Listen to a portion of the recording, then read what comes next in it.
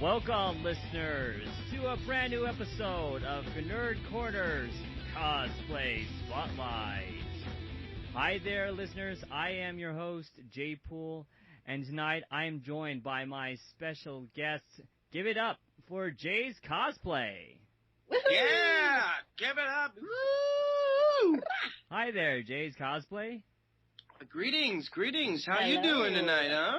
Hi there. I'm doing fine. It's kind of humid in here, and a little warm. My AC is working overtime. We hear ya. So, for the listeners who do not know who you are, and I don't know if there are listeners that don't know who you are, but for the new ones that are listening, could you tell them who you are and exactly what you do? Well, I am Amy, and I'm joined with my husband, Lance. I am Lance. And we are Jaze Cosplay. We love to do multiple different characters and just, create costumes and bring entertainment to life. Yep, simple as that. Make sure everybody has fun. Awesome. And when did you get into cosplay in the first place? I'm sorry, when or why? Well, when and why, technically. I think our first serious debuts for cosplay was 2012 and Phoenix Comic-Con, which was an absolute, just euphoric convention. That was just a unique experience to be there in costume, and just got completely addicted right after that. Yep, after that it was a downhill slide. We just dove into that world head on. Now, previously, did you dress up like at Halloween parties or make your own costumes before you really got into the cosplay scene? Oh goodness, Halloween! Yeah, we are complete Halloween fanatics. We just absolutely love dressing up. As far as me, I didn't really do a whole lot of my own. I was kind of still had that glass ceiling, that glass box, thinking I don't know if I can do this. Never really tried it, so to speak. Really creating from scratch, but still loved getting a costume and doing amendments to it, and just going from there. Lance? Personally, for me, I always enjoyed Halloween and dressing up, and I gotta say my first cosplay was when I was maybe 2 years old. Yeah. My parents had this custom-made, 1960s Batman, outfit made for me for little, and I think that was when it kind of first started for me, and I just made everything ever since, didn't have a whole lot of money to do it up until, now I'm an adult, and now I can finally do it the way I want to do it. But, even as a kid, sometimes you grow out of it, and you want to revisit that. So finally we revisited it as a couple. We loved Halloween. We were challenged to go to a costume contest and to win it. So we figured, why not? Let's take on the challenge. So we went as Pirates of the Caribbean, and truth be told, we went there and we won it all. We won first place, and ever since then we decided, hey, maybe we should, see what this is all about. And everybody's like, you should, you guys go to Comic-Cons? We're like, we've heard of them, but we don't know if we're, our costumes are that good. They're like, just try it. So we figured, okay, why not? So we came up with new characters, Daredevil and Xena, Warrior Princess, and we debuted them, like Amy said, 2012 at Phoenix Comic-Con. And it was such a surreal feeling. I think we both just fell in love with everybody, the people, the hobby, the creativity, the passion, and I think the positivity that everybody seems to emulate when they go to these cons. So, that's really something we'd love to encourage. That's fantastic. Now, Lance, I know you dress up like, or you have dressed up like Captain Jack Sparrow, yes. And a lot of friends tell me, they actually ask me when they see the pictures online, like, is that, that looks exactly like Johnny Depp, like Captain Jack Sparrow. Have you got the same comments from other people as well? Yes. It's actually quite amazing. it's not a character. It's a character I kind of just picked out of a whim. It was either that or Beetlejuice. And, I decided, both characters I could probably do. I don't know if I could pull off Captain Jack. There's been a few Captain Jacks throughout the years, and I was just like, okay, I'll probably be just one of the many, but still it'd be a fun character to do, right? Who wouldn't want to do that just for fun? So, did it, did the best I could with emulating that character, because, that's always fun, seeing that character kind of come alive versus somebody who just wants to get photographed. It's always fun to, see the smile on kids' faces and even adults' faces when they see you and they recognize you from Lord knows whatever, and they get that good positive feeling. That's always good to see live, and bringing that out of people is really, really fun. So, I mean, the voice, the teeth, everything from the makeup, everything had to be just so to make sure that the magic was there. And if I could just interject, Jeremy, real quick also to give people a little background, both Lance and I have extensive work in theater, television, like we've done a lot of acting. So, when we decided to do this, we said it's not just going to be creating the costume, and, we really wanted to bring the character truly to life. Oh, yeah. Whatever character we do, we want to be able to emulate that and deliver that, especially live to people. Like, it just adds such a wow factor, to the fans. So. Exactly. I mean, you got, when we walk into Disney and, the happiest place on earth, we expect to meet, Cinderella, our favorite characters, Captain Hook, Peter Pan, Lord knows who. You expect that character to act like that character, because that's what it's all about. Same thing with sometimes what we bring. It really is a magical moment that you can give to people, and then they take that with them forever. They really do. Exactly. I love how you guys really do stay in character, no matter what happens. It's incredible how you just emulate the characters, including thank you, including Amy's recent Maleficent, which is extreme. Like, it's gone viral over the internet. Oh dear. Oh yeah. You're going to make me blush. Yeah, that was one heck of a response for Maleficent. It was weekend after opening of the movie, and we were wondering, okay, can we pull two versions off in one weekend? And sure enough, Amy, she wore gracefully like it was her own skin. So. Oh, and being able to do the movie premieres at, different various theaters was just, that was a lot of fun. A lot of fun. Yeah, I saw a lot of the video that was posted, like cell phone video. And, yeah, the crowd was kind of shocked as you walked in there, not expecting to actually see Maleficent. I mean, they're like, they didn't quite know what to do. They're going, oh my God, wait, what's it? Because, at this time it was, the first premiere of the movie. So a lot of people obviously hadn't seen it yet. So all they've seen is trailers. So they were kind of, the kids were a little unsure of my character, whether to think me of a villain or, a heroine. It's, kind of one of those up in the air, but they still just, had such a passion for it when they saw me. And it was they're still so very, exciting. very curious about it. Yeah. Yeah, I love your horns. They really, they melt into your head like they belong to you. They don't just look like a simple prop. It looks very well done. Now, how long? You're welcome. How long did it take to actually put those horns on, or even make them, for that matter? Well, it actually took less than a day. Oh, wow. Yeah. Yeah, truth be told, it's basically a shaped tinfoil and then Warbler over that. Yep. Fasten it to a headband. Yep, we fastened it to a headband, made sure it, went with her hair. We took, some hair we wrapped around just like Angelina's would be, and there you go. And it stayed on her head tight enough so it doesn't just go back and forth when you're walking. I actually fashioned some clips onto the headband, some hair extension clips, so that way I could make sure it snap in place, and that way it would hold form. And, made it durable. We knew, conventions are 6-7 hours, sometimes more. So want to make every costume we're building now, we're making, for, durability. Yeah. We need to have it long-lasting, comfortable. Yeah, somewhat functional, but still, making sure that the visual is still there and the character is still there. that's what people really want. They want to see is that them? Oh God, I just want to get a picture. That could be their only opportunity. You never know. So. Yeah.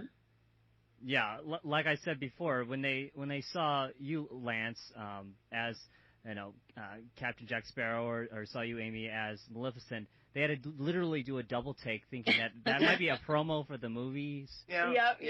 Like, what is this? Is it is it a hired act?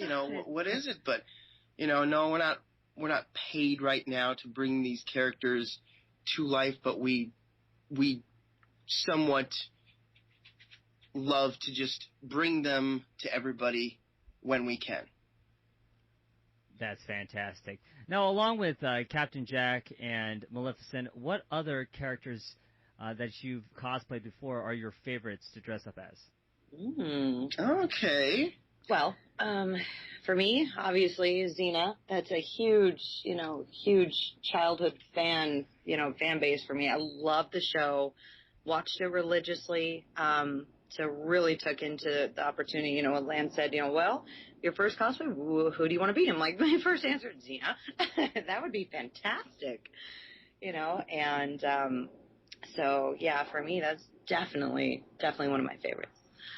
Yeah, I have to say for me, Skeletor has been a lot of fun. Jack Sparrow's been a lot of fun. Thor's been a lot of fun. I mean, I can't really, it's kind of, I don't know. They've all had they all have their magic. Yeah, they all have their place in our hearts. I don't know how to kind of pick one or the other. They all have. I don't know. It was so much fun playing each character, and I think we had so much fun doing it. It's kind of like, okay, was it worth? Yeah, it was worth it. Yeah. Oh yeah. Nice. And I know when I really actually got to talk to you guys in person, you guys were dressed as Lady Sif and Thor, which I thought you pulled off masterfully. Oh, yeah. Thank you. Thank you very much. Thank you. Yeah, because I know the AZA, they have a Thor themselves. He hasn't done Thor in a while, but when I saw you, I'm like, wow, that's a really good, interesting Thor and Lady Sif. And then I finally actually got to talk to you guys. So I love the detail of the costumes. I thought you did a very good job, and especially during the Fiesta Bull Parade. People got to see that as well. Thank you. Thank you. Details, they make all the difference. Yeah, they really do. They really do. Yeah. It's really worth the time putting them in. Now, I know this is sort of a deja vu question because I have interviewed you before for another website. But could you tell the listeners that didn't listen to that interview about your experience with a certain celebrity dressed as Thor and Lady Sif? Oh, yeah. Well, we were at Kamikaze last year, 2013, and Miss Jamie Alexander was in attendance, and she was actually doing a panel, an AMC panel on Movie Talk.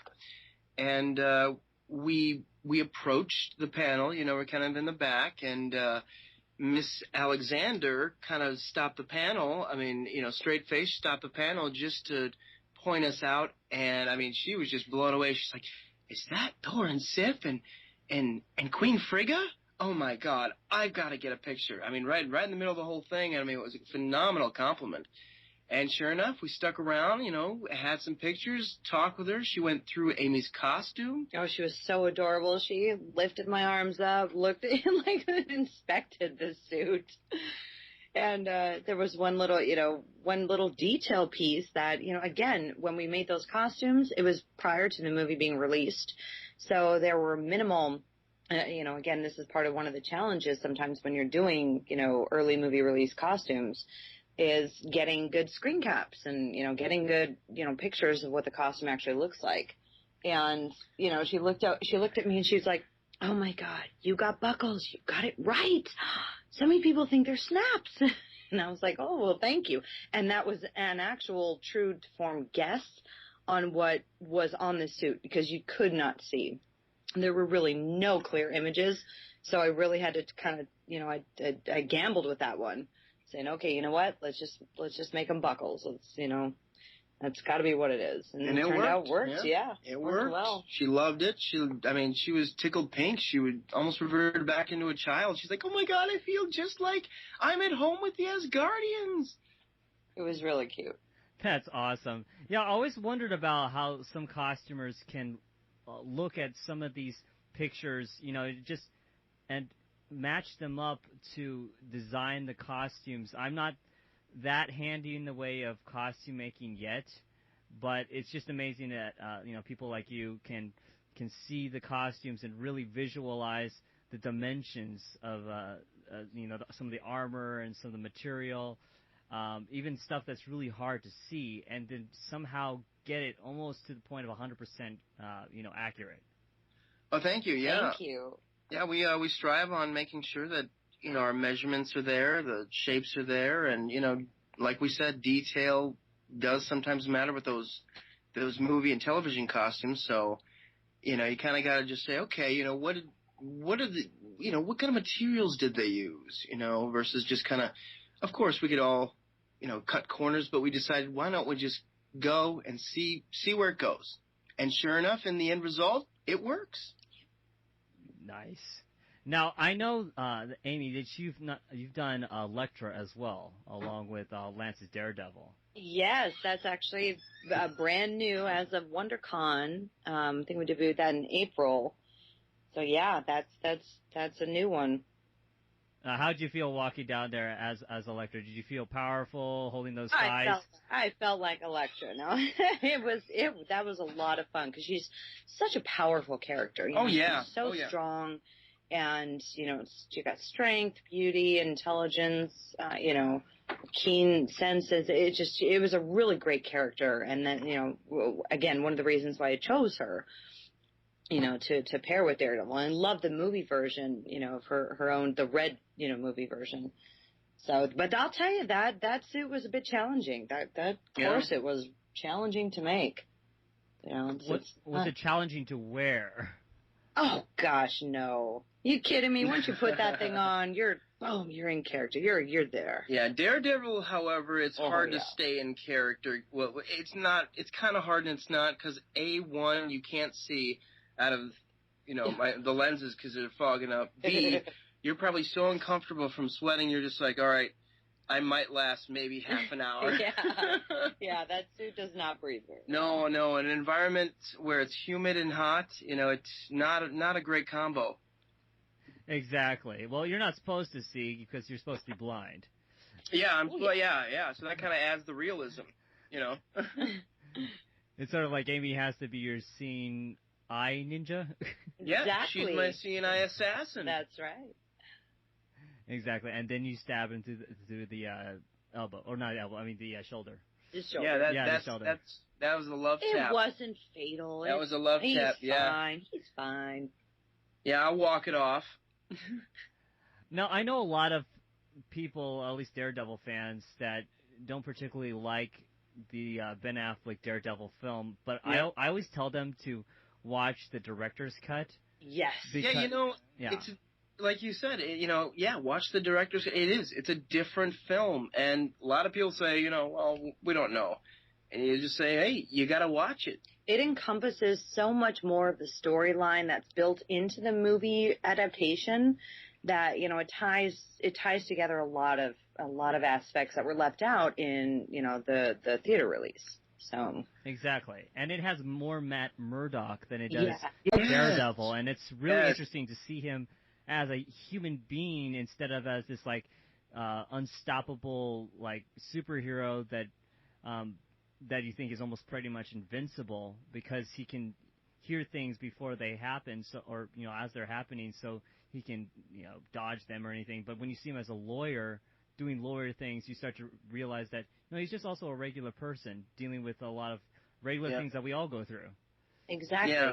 Yep. Now, this was also a conversation in the movie talk, and Jamie Alexander was a panel of that. They were talking about, the new casting of Ben Affleck being casted as Batman, and there was a lot of concern out there as to, everyone's concerned as to Daredevil, and even in the panel they said, we thought Daredevil was a great film, director's cut, amazing. It's a shame that it went the way it did. Yeah, it wasn't received as well as it should have been. Which could have been honestly, Jeremy, it could have been timing with with its release. It's an early superhero film as far as the public is concerned. So, it's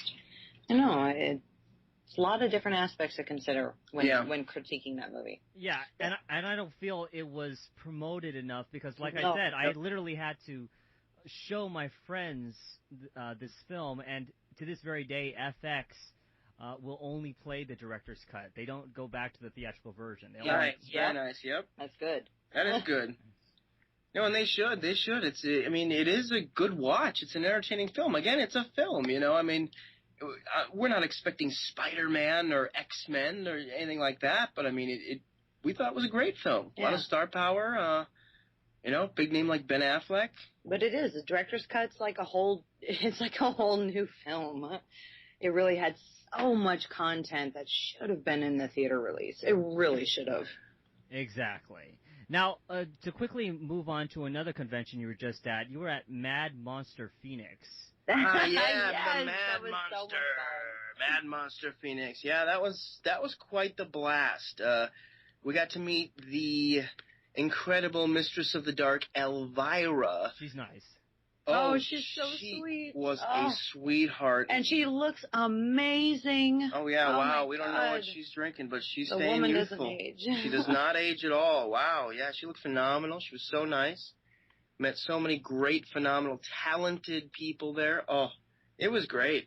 And especially getting to meet them as Maleficent and Skeletor was kind of a treat. Oh, yeah. Yeah, I was actually trying to get there. I wasn't able to get there, and then I realized I don't really have the money right now. I think I spent it all at Phoenix Comic-Con a week before that. But we hear you. I spent a lot of money. But I heard it was really fun, and I'm hoping to try to do it next year. I'm hoping they don't put it so close to Phoenix Comic-Con, because I know a lot of people were kind of exhausted from Phoenix Comic-Con and wanted to take a break. Oh, yeah. Well, now that next year Phoenix Comic-Con has moved back to its regular spot versus, almost first week in June, now that it's back there, it might be, give people a little bit more time to rest to go to that one, because it really was a really decent con. And there's going to be another one this fall. I believe it's called Phoenix Fear Con, and I'm not sure if any guests have been announced there, but that also might be one to check out as well. Nice. And I also know that you were at a charity. Well, I think it was a charity auction or charity event where you met Kevin Sorbo. Oh yeah, that was Alice Cooper's event. Yep. And Alice Cooper. It was it was an anti-bullying. Okay. That we were doing. So. Yeah, that was a ton of fun. Oh my goodness, tons of fun. Yeah, I was looking at the pictures. I'm like, there are quite a few celebrities there that I actually know, well, not know personally, but I know who they are. Right. Yeah, I mean, we had, Tom Arnold, Kevin Sorbo, Alice Cooper, Mr. J. Peterman. I mean, the actor who did that. I mean, a lot of big names in there. But when you're in full costume, it's kind of interesting because it's kind of one of those scenarios where, like, wow, I never thought I'd get to meet these people, let alone dressed up like this. Well, and when you get the celebrities going, oh gosh, can I get a picture with you? This costume's amazing. It's nice to have that kind of feedback. When they're used to being on set. And that's really nice to hear. That you kind of bring them something like, hey, can I get a picture with you? You're thinking, really? Oh yeah, sure. Yeah, as long as we get one. Yeah, as long as we get one. Nice. Now, who is your favorite celebrities that you've met so far? I don't want to say celebrity because you've met so many, but who's your favorite celebrities that you've met so far and experienced, sort of like fanboy or fangirlish type of like glee when you met them? Oh gosh, you're killing us, Jeremy. I know. Yeah, favorites. They're all wonderful. Yeah, I was like favorites. I mean, they all have. I mean, they were all wonderful. At least. I'll tell you the most fun one has to be Michael Rooker. He's every time we have a booth, he stops by our booth and he gets Yondu crazy. himself from Guardians of the Galaxy. Yondu, I'd say. Mr. Merle Dixon possibly is maybe our favorite just because we love him. His personality, just him in general. I mean, he's a great guy. He really is. Yeah. Yeah, he likes to. He really interacts with the fans. I remember last year when he first came to Phoenix Comic Con, and that was, I think, his first time at Phoenix Comic Con. He was talking with the fans, shaking hands, hugging, women, and a lot of people weren't even paying, in line because not everybody has a lot of money to get autographs or photos. Yeah. And he was just talking with people, giving like 3 or 4 minutes of his time to talk with people. Even after the alarm went off last year, he came back to finish off the autographs and just to talk with people. Yep, that's him. That's Michael. I mean, he's just all around, just an awesome guy. Yeah. I mean, he'll give the shirt off his own back for you. I mean, just really a great person. Yep. Yeah, I mean, it's interesting to see some celebrities. It almost shows who the really dedicated fan celebrities are compared to the others, because both him and John Barrowman, after the alarm went off, were like the last to leave that area of the hall because they were making sure that all their fans got out of the exit doors before they did. Yep. Yeah. That's yep. Awesome. They take care of their fans. They do. Yeah, they're really good. Yeah, that's pure dedication, and that's when you realize that these people love what they do instead of just they do get paid pretty well, but they also know what to give their fans and enjoy enjoy their fans talking with them and getting pictures with them. I think one of my favorite celebrities so far, and I've met him multiple times, is John Barrowman for me. Oh yeah. Yeah. Wow, he's an awesome guy. He really is. I mean, and his personality, super personable. Yeah. Just really funny. It's just incredible to see how he interacts with fans. Like when I got a photo with him this year at Phoenix Comic Con, usually there's somebody standing up on a ladder or something like that, saying, who are you here to see, to rile the crowd up. And that day, Stan Lee was, there was a Stan Lee line on one side of the aisle, and then there's John Barrowman, which I was in, line on the other side. And all of a sudden, out of the curtain, from the other side of the curtain, comes John Barrowman, and he gets up on the ladder and starts, riling up all the people on our side, and pretty much, making the Stan Lee crowd kind of like, because, Stan Lee can't do that. Yeah. Oh, yeah. And, wow, that was an incredible experience, and just how, just the funny stuffy and the funny rant he went on about pretty much do anything with him except for kiss him because he got sick last year.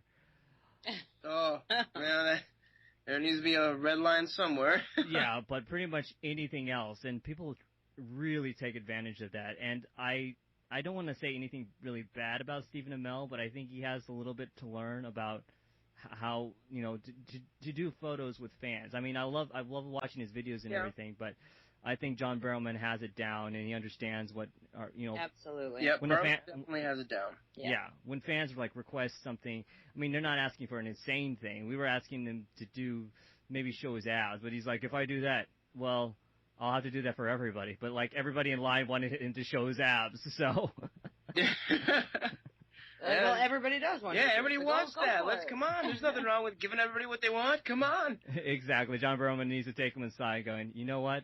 I'm the Dark Archer, and I beat you twice. Show them your abs.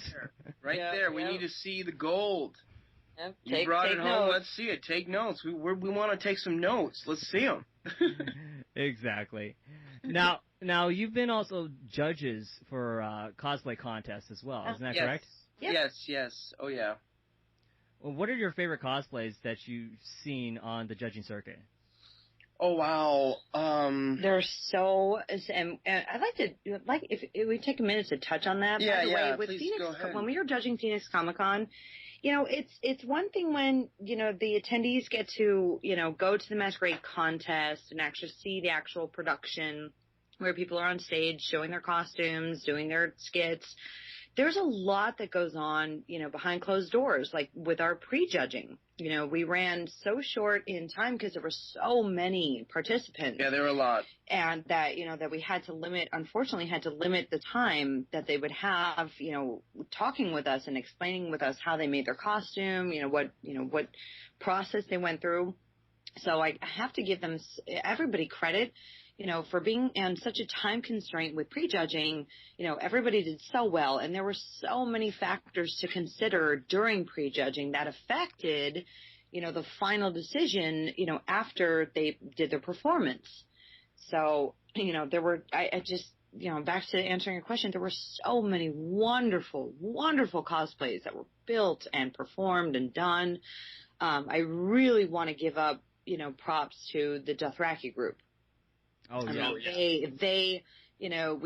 They landed best in show, and they really earned it. Those guys did a really phenomenal job. They did, excellent in prejudging, excellent execution with their performance. So, and that's something they hardly got any time to, chat with us on, what they were going to do. So we really they went in blinded with us. So it just, it was really, really great performance. But everybody did such a good job in all the categories, all the divisions, on the skill levels. I mean, everybody did great. So it was a hard, tough decision when we were, making our finals. Yeah, you almost wanted to give everybody an award, but in the end, they only have X amount of awards to give, but everybody in each of their costumes, I mean, you could see you can hear the passion in their voice, and you can see the passion of what they put into their costumes. So it was a difficult contest. And I mean, a lot of them are. I mean, there's some amazing work out there, amazing artists, amazing cosplayers that still have yet, to come to the surface. And I think we're just scratching the surface of the cosplay world. Oh, yeah. So, this is just, only going to get bigger and better. It's just going to get bigger and better. We're making history right now. So, I say cosplay on. Everybody who thinks, hey, let's try it. Try it. Go for it. Bring your A game. Yeah. We want to see those awesome costumes. We want to see them with lights and LEDs, and we want to see that performance. We want to see you guys in character. That's the magic. We want to see the heart. Yeah, the heart that you put into building that costume. That's what makes a huge difference. Right there. It's all about heart and passion. Once you have that, you have it all.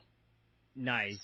Now, as far as when you're judging a costume, do you want to see the person perform the character as the character in a sense of like do a little skit, or do you mind them just posing as the character and saying a few words? It actually, that depends on how the costume contest is sectioned, because there is, like I said, the prejudging is mainly for construction and, what percentage of the costume did you build? How did you do it? What the construction process was. And then you have the second part, which is the performance. If there are skits that are mandatorily involved, then you have to bring your A game to that character, bring that character to life, show the people when you get on stage that I am this character. This is what I envision, and this is what I'm going to, push out to the audience. This is what they want to see. This is what I want to give them. So, it really depends. Some costume contests, aren't, they don't have those sectors. So some of them are just, okay, what did you bring? What are you wearing? And there you go. But then others are, like I said, construction and performance. So it is very important, if you're going to compete in a costume contest that has that requirement, for a skit, make it that character.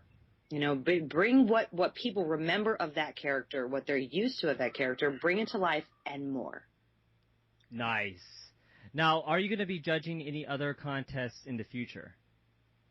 Actually, yes, we are. Our next convention will be Power Morphicon. And that is coming up August 22nd. 22nd Yep. through the 24th in Pasadena, California. Yes, and it's going to be completely phenomenal. We will be judging that costume contest as well. Yeah, it's going to be more phenomenal. It's morphin' time. Yeah, oh yeah. Nice. Is there going to be another judge with you as well? Yes, Oh, yes. our good friend. The lovely Miss Sony Arlen will also be accompanying us in judging. Who is just a phenomenal cosplayer in her own right. I mean, you know, she really constructs some beautiful cosplays and commissions. I mean, she really knows her craft. Yeah. She's absolutely wonderful. We love her as a cosplayer and as a person. So this is going to be an honor and real fun to work with her on this. Oh, yeah. Now, before I actually get on to some of the other questions, I had never heard of Power Morphicon before. Is it been going on for a while? Go ahead. This is actually, I believe this is the 4th Power Morphicon. I believe it's been going on every 2 years. Yeah, 2 so years. They skip a year, and the last one was 2012. So the new one will be in this year, 2014. And being a Sal, this very year, and I should say last year, this year, Yeah, and last year was the 20th anniversary of Power Rangers. So to do something very special for this Power Morphicon, they're having over 100 Rangers as guests. You know, we are doing something very special. We're doing a villain takeover. Yeah, that's our booth theme. Yep, we will be bringing some of the most iconic villains to life. And for everybody to come by and get your picture with our prisoner Zordon. And we will be featuring Rita Repulsa, Divatox, and Astronema. Oh, and Psycho Silver. Oh, and a Psycho Silver. Yes, I wonder who's Astronema and Psycho Silver. Gee, I don't know. I don't know. Some crazy people. Star-crossed lovers. Yeah, some nuts. You know, we don't know who they are. Now, are you good guys, bad guys, good. Are you planning on getting pictures or autographs with any of the Rangers that are appearing at Power Morphicon? Absolutely. Actually, we're actually friends with a couple of the actors, so we're gonna, you know, kind of do a little special, you know, photo shoot with them. And two of the announced guests for at least my characters it was really fun to actually find out that they're going to be attending there. Melody Perkins, she is the actress that actually played Astronema, so we will definitely be visiting her when I have the Astronema costume on, as well as Hilary Shepard Turner, who played Divatox. So that actress will be there as well, and going to go say hi to her in the Divatox outfit. That's awesome. Oh, yes, we are super excited. Oh, yeah. We're pumped. I wish I could go there, because I was a big Power Rangers fan back in the early 90s, the original Power Rangers. Very nice. And I know some of the listeners might want to know, you know, what are your, I would hate to say favorite, but what are the ones Power Ranger groups that you enjoyed watching going from the early 90s to now? Oh, jeez. Yeah, I'd say, I mean, like everybody else, I mean, big seasons were the original Mighty Morphin Power Rangers. I mean, that had some true magic to a lot of us, inspired a lot of people, I mean, everywhere, and I mean, that's a season really close to our hearts, but I think number one for Amy and I would have to be season 6, which would be Power Rangers in Space. Yeah. And that incorporated a lot of the previous villains and cast from the previous 6 seasons and kind of tied a huge storyline together in a really beautiful way. And I mean, we just thought it was such an amazing story. We wanted to bring that to life. That's awesome. Yeah, I enjoyed that. I believe, you know, just currently for Power Rangers, I think I enjoyed RPM because RPM was a phenomenal season. Time Force was a great season. I mean, there's so many favorites. I mean, really there are. I mean, we can't wait for Super Mega Force, which I don't think it's debuted quite yet, but it's supposed to debut a Legendary War that features all Rangers from, well, I think every season a big war, so that should be exciting. Yeah, I believe that also has Jason David Frank in there. Yes, Jason David JDF also returns as the Green Ranger in that one as well, so that's definitely something to watch to see him return in. Yeah. It's going to be phenomenal. Yeah, he's gotten bigger ever since he played Tommy originally. Yeah, he's really, he's done well with his fans. He's done very well. He's very interactive, very, very close with his fans. Yeah, Oh, yeah. You gotta have that, and I mean, all around, he's just as playful. So I mean, he's still in it. He's still playing Rangers, and yeah, I mean, he still looks just as good as he did in the '90s. Yeah, maybe even a little better. Yeah, even a little better. I mean. Yeah, I'm trying to get Phoenix to bring him over here because that would be awesome for him to be a guest over here at Phoenix Comic-Con. Yeah, it'd be awesome to get him out. I'm not sure if I don't think he's been out quite yet. Don't quote me on that, but if we can get him out here, that'd be great. I know a lot of Ranger fans are out here, so. Nice. Now, the last time I talked to you, I discussed a little show called Heroes of Cosplay. And I know that the second season just ended, and it kind of ended in a bit of controversy. And my friends are still split on that show because I know like half the cast of that, the first season at least. Mm-hmm. Okay. Yeah. And it's really hard to, put together on who's really telling the truth. When there was a blog post on Tumblr saying about the whole controversy between the judging of the contest and how the show is produced and all that, and how it makes cosplay look bad for the rest of the cosplayers. Since I talked about them in a previous interview on another website, for listeners who hadn't heard that before, I want to get your views on Heroes of Cosplay and what reality shows like that, how if they affect the cosplay community positively or negatively. Yeah, let me just recap, and kind of summarize real quick for the listeners who, like I said, have extensive, experience in the entertainment industry. So, just first and foremost, I want everyone to keep in their forefront that the networks are, they have to, when they're in post, they have to edit for ratings. And, that means editing certain pieces, certain, sentences from the characters, and they have to edit for that. And a lot of that is stimulation, what's going to create, and I hate to use the word drama, but, that's it, what churns, the viewer's interest. So, and a lot of the show gets in post edited to a point where it's going to, trigger that stimulation in the audience. So, and it's, kind of unfortunate for a lot of the people on there, and a lot of things might be taken out of context, that they didn't mean, or, things get cut certain ways. So, with that, keeping that in mind, it's, it's not all, like you said, a lot of the people that are actually on the show, and it gives a portrayal that might not be exactly what they were meaning to when they were filming. Yeah. I just, seeing the argument go both ways, because, there's been so much drama with the first season, and with the end of the second season, there was just name-calling. And that's when it becomes sort of very childish after that. Exactly. Yeah, I mean, there comes a point in, a time where, again, this is when it comes to a cosplay competition or something that's being pre-taped, it's never going to expect that things are going to go easily or smoothly. And, expect that. That's just flat out silly. That's probably a big reason why most of the world is not into production, television and film production.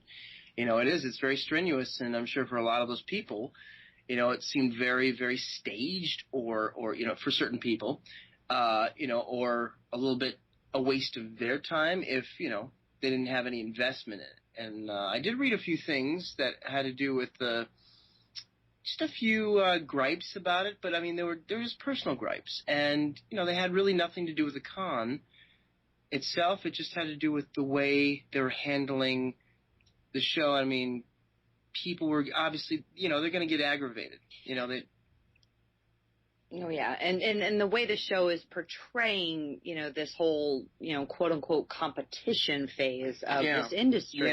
Yeah. It's like we said, when you're competing in a, costume contest, sure, there are, certain elements to, what you have to do to build your costume, but it shouldn't be, trying to beat out the other person, so to speak. It's just try to, enjoy, showing off your craftsmanship and really getting to, showcase that. That should be the core focus of the show. The showcase, the building of it, the passion that people put into making their costumes. That's the fun part. I mean, it is so much fun building, and it shouldn't be stressful. No, it shouldn't be stressful or anti-fun or, waiting till the last minute type thing where you're just running yourself bonkers pulling out your hair. That's not the way to go, and if that's, considered a hero, okay, but, that's not really how you're going to get it done in the end. Telling people, stressing out, waiting till the last minute, no, never.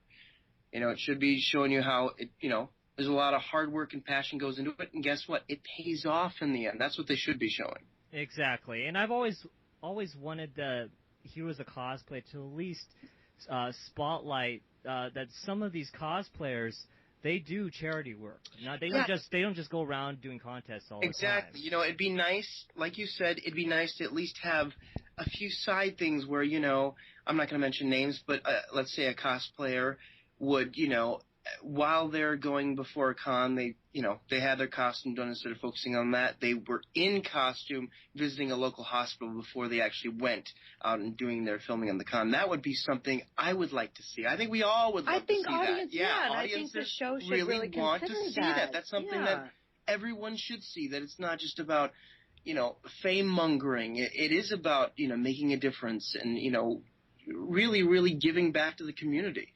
Because it is. In the end, this is a community. We're not getting through with it in a competition. We're getting through with it together. Yeah, building with each other. Building with each other, sharing. That's how we get over the river. It's not by, let's keep it a certain way and let's not change. No. Change is coming. It always will.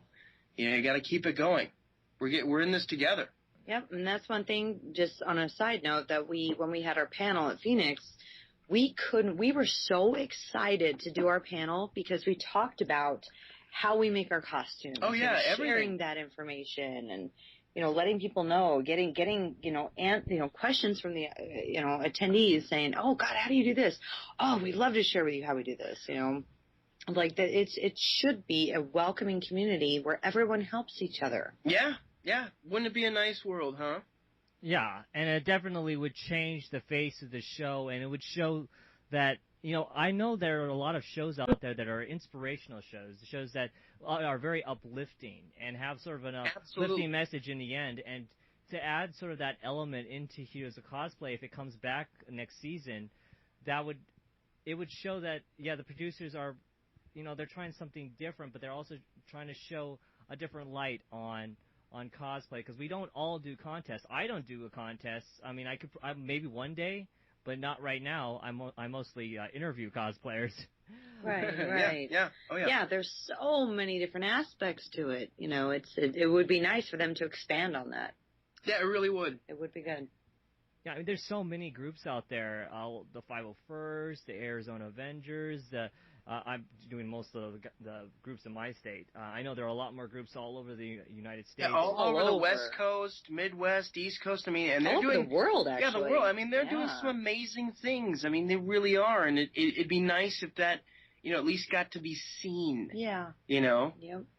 You would think somebody would finance or even do a Kickstarter of financing the, even a small documentary on how it. Instead of just a bunch of, we're just a bunch of crazy adults going out and dressing up and acting all crazy at conventions. It's like, no, we're going out to hospitals. We're going out to schools. Yeah. We're helping out the homeless in costume. When we, on a hot day, which I've done.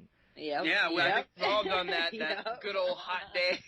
Or even a cold day for that matter in the winter. Yeah, I mean, the whole point of doing those ventures is you're not doing them for any other reason except bringing that joy, bringing that element to whatever cause you're going to. Yeah, you're not doing it for yourself. You're doing it for selfless reasons, and that's when you're truly going to get it back. Yep. Exactly. Now we're going to move away from cosplay. I know this interview is running a little long. I apologize. No, you're that's fine. That's You're all right. fine. I just looked at the clock. I'm like, we've just been talking for quite some time. You're fine. What we call good interview. Yes. Now, to go on, because I've asked you these questions before, but let's see if you guys can sort of remember them. Because I asked you before about, some of your favorite or at least most watched films or, music or, all the way down the line, like books, comic books. Are you into those as well? All forms of entertainment. If it's entertaining, we love it. Yeah, if it's boring, we're not so much into it. I mean, boring stuff is really nice and all, but we love the stimulation. Yeah. We love the anything exciting, anything really positive. We love that. We love things that are very, very heartfelt and real. We love 80s music. We're very inspired by a lot of 80s themes, 80s footage, 80s movies. We absolutely, we'd be 80s kids. We'd love it. There's magic in it. Yeah, There's magic. Such magic in that decade. These are the decades we had, toys in our cereals that were actually pretty cool. Oh my we had God, yeah. awesome McDonald's Happy Meals with actually cool toys. Nowadays. Remember the Halloween bucket? Yeah, Halloween buckets. Oh, yes. Stuff like that I'm just like, everybody remembers this, and then nowadays they're kind of giving Like, it makes what? me feel old. What? That? It makes me feel old. Really? You guys had that? No way. Yeah, we did. Yes. So yeah, I mean, those we love films. Independent film, major motion pictures. If we can get we'll get out to as many film festivals as possible. We do. We love it. Some of our favorite genres: horror, action. We love comedies, given the right ones. Sci-fi. Oh, we're sci-fi freaks, hands down. I don't know if you want to consider comic book movies sci-fi or whatever they are, somewhat. Yeah, somewhat. I don't know if they're in their own category, but we love those. What else? Do you have any? What else? Literally, there's so much. Oh God, there's so much. It's so hard to narrow down. Yeah, we're very versatile. We love variety. Variety is good. Nice. Now, I just, last night I recommended a film for you to see, which is sort of in the sci-fi, action, artsy, independent film category. Uh-huh. That apparently you did go and see. Yes. It's only like $39.2 million in its budget.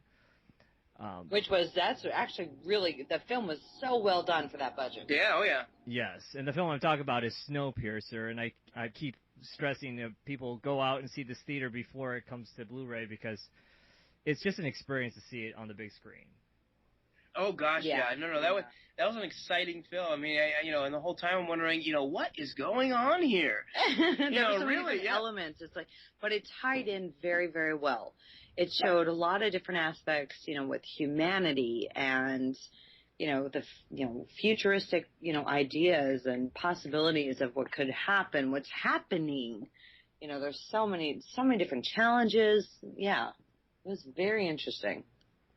Exactly. I did like how, the viewpoint from the director, considering that the director is a South Korean director, and he has a different viewpoint on, caste systems that people growing up in the United States would pretty much have to Wikipedia what a caste system is. Yeah, oh yeah. Yeah. Yeah, I mean, everything about it, even the editing was done extremely well. I mean, everything was a story told in such a way where you want to know what's at the front of the train. You want to see this engine, You're like, come on. want to meet this Wilfred. I mean, it got to that point. I'm just like, this is exciting. This is something where you generally do. Instead of like, okay, what's the ending? All right, that's it. Credits. No, but this was a film you did. You were generally... You got involved. You did. Really you got involved with it. Yeah. And then it has that shocker ending where you would probably have never predicted like, that. Huh? No, I'm just, you're like, what? Oh, what? Okay. And those are the type of films I really like. I mean, I love the historical type of films. I like films like Saving Private Ryan or Braveheart, which are still my top, my top films up there. Yep, Spielberg. Yeah. Are you excited to see Fury? Yes, I am. Yeah, Fury should be fantastic. I'm sort of that historical buff that just likes to study. Well, I think my favorite era is World War II. So seeing anything, I was just finishing off Band of Brothers the other day again. Oh, very nice. That's also a great film. Okay. Here's an 80s question. Did you see Memphis Belle? Yes. Oh, yeah. I love that film. Okay. I love that. I actually own that. So. Classic, great film. Yeah, I owned it on VHS, and I don't know if that VHS works anymore. It might have gotten damaged during the move. Oh God. No. But I have it on DVD, so. Oh, perfect.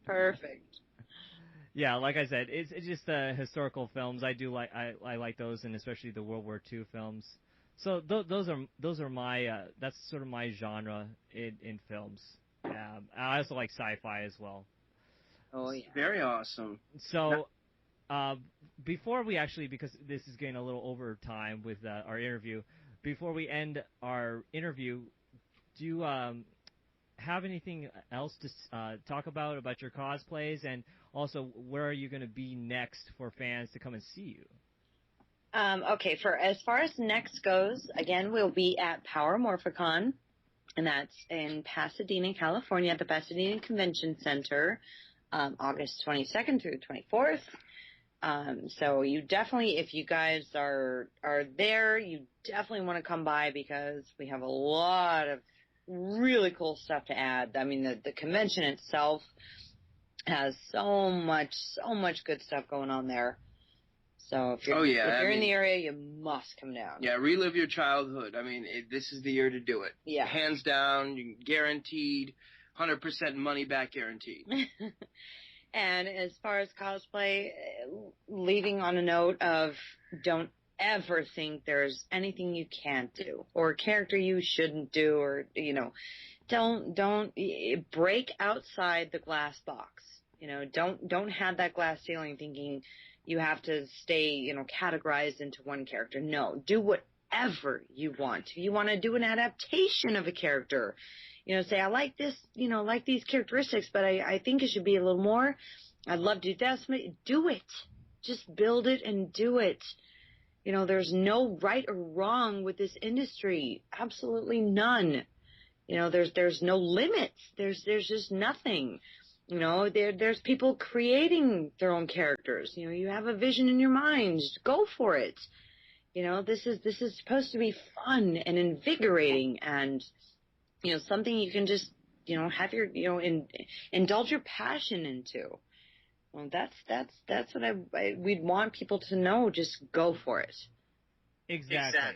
And I know a lot of people get bogged down from other people because, their cosplays aren't as good as theirs, or they're playing outside their race or outside their gender. And yeah, tomato, that's neither here nor there. That's all, a matter of... That's old world. Yeah, that's an opinion of saying, I like Haagen-Dazs coffee ice cream rather than Breyers. Okay. Yeah, you know what, we get a lot of, often comments on our photos on our page saying, oh gosh, I can't do this as good as you. This is amazing. It's like, no. And we always comment back. Don't say that. Do it. There's no right or wrong. There's no best, when it comes to that. If you have passion for it, if you love this character, do it. Do your own version of it. Do the specific version. It doesn't matter. Just go for it.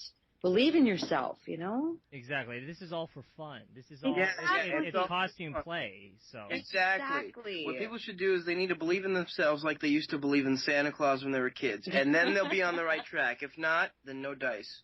Or just coal. Yep. All right. I know I finished with the questions, a little while back, but I have one more. Because I know this story. If you got 5 more, it's fine. That's okay. We're here for you, honey. Go ahead. I know this story just popped up in the news recently, and I would like to ask you, will one of you be trying out for Lady Thor? Well, yeah, due to the recent shocking news to us as well, there's been, we've talked, and we don't know, actually. We're on the fence. We don't know quite where we're going to go with this. I was like contemplating. I'm like, well, you know, there's no doubt when we put our mind and heart to it. Of course, we could. You know, we can't do anything, and that's the mindset everyone should have. You know, everyone should have. If I want to do it, I can.